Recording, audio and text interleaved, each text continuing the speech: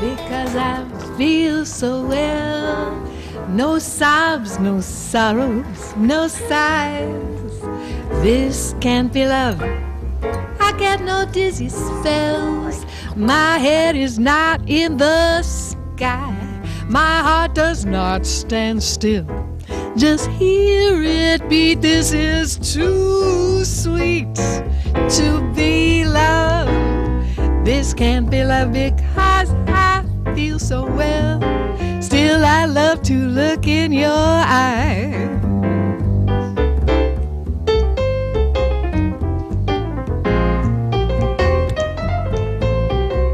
Well, those are the jazz vocals of Blaze Lantana and Joel Robin on the keyboard, and they are both part of the 10th annual Wine, Women, and Jazz fundraising event happening Saturday, April 30th from 4 to 6:30 at the Arizona Culinary Institute. So joining me now is Chef Christopher Wolf, who's going to be making red wine braised short ribs as part of all of the events surrounding this cool event. Yeah. So good to see you in the kitchen again. It's been too long. I know, it's been a while, about 2 years, I think. I think it's been too long. Well, and congratulations on your new son. He's, what, about 2 months old? Yes, and yours as well.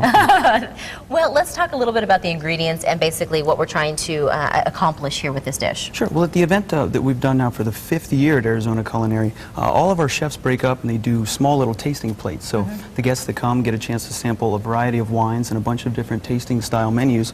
And the one that I'm going to be preparing here for you today is red wine braised short ribs, and I think that we're doing a couple segments over the next hour, and I'm going to do all the different components of the dish, so hopefully at the end of the show we'll have it all come together. And hopefully, because Andy comes hungry every show. Uh-oh. All right, well, I guess I better get down to business then. Yes. Some of the primary ingredients look like you're just going to create some sort of, like a stock of some sort? Yeah, well, what I've done right off the bat is I've taken one of the beautiful beef short ribs that we have, seasoned it, dredged it quickly in flour, and then over here I just seared it in a little bit of oil to get this nice color that you see here.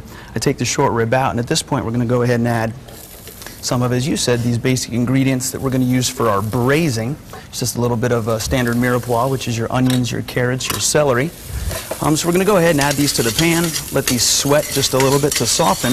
And so I noticed you're not putting any seasoning with that. What did you put on the braised short rib that's going to enhance the flavors? Just like kept it simple. It's just salt and pepper. To the braising liquid in a little bit, we're going to go ahead and add some red wine, some bay leaf, some garlic, and some fresh thyme. That's where we're going to get the pop. Yes, absolutely, okay. Sure. All right. So we've got our vegetables softening up over here, and you would give this at home, maybe a minute or two, just to sort of kind of let the juices release a little bit and let everything soften up. And then at that point, you're going to go ahead and take a little bit of tomato paste and just add this to the pan. Tomato paste is totally optional. I like to add it because it adds yet another dimension of flavor to the entire dish. Does it create like a thicker consistency? Yeah, it helps thicken things up just a little bit, as does the flour that you had originally put on the short rib. Okay. And also adds just a hint of acidity in addition to the red wine. Short ribs tend to be a little bit on the heavy side, so sometimes having some acid in a dish will really lighten the flavors just a bit. As that's starting to cook just a little bit more, you would normally want to give that about a minute or two.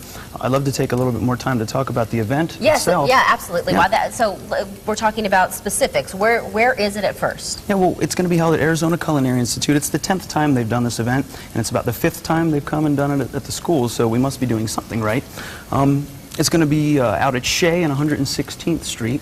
It's going to be Saturday, April 30th, so about a week and a half from now, from 4 p.m. until 6:30 p.m.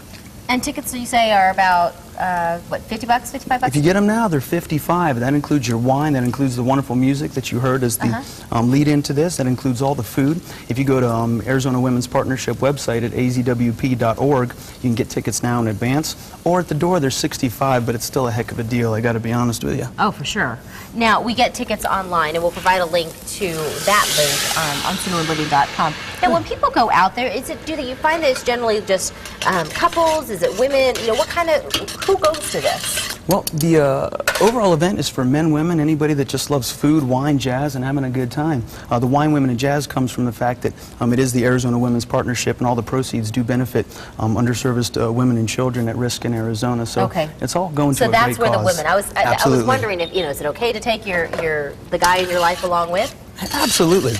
Absolutely. Now back to this, you've added in the red wine after you've kind of sweated off the vegetables just a little bit. We added the paste in, so that's gone in with the red wine.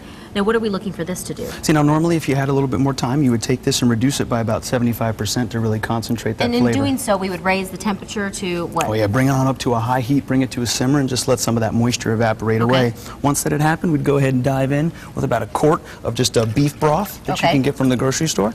Bring that up to a simmer, and once that whole thing reaches a simmer, we'll go ahead and add our thyme, garlic, bay leaf, and then you don't even put them in one of those cheesecloths, you just put them straight in. No, because I'm going to go ahead and strain the liquid later to make the sauce. So once this all comes up to a simmer, we would go ahead and put our short rib in.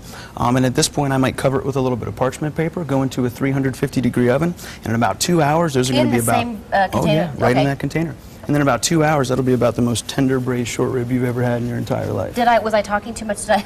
Okay, don't answer that. I know the answer to that. Yes. What was the temperature that you said you were going to stick that in? 350 degrees for 2 hours. 2 hours. Got that. I got the 2 hours, but I didn't get the 350. All right, well, let's continue on with the process here, kind of behind the scenes, and then we'll kind of double back with you in just a couple of minutes. Sounds great. Stick around, though, because as we get a little further in this recipe, you're going to find out all the different ingredients that we're going to layer on top, Andy, to create that perfect combination of flavors.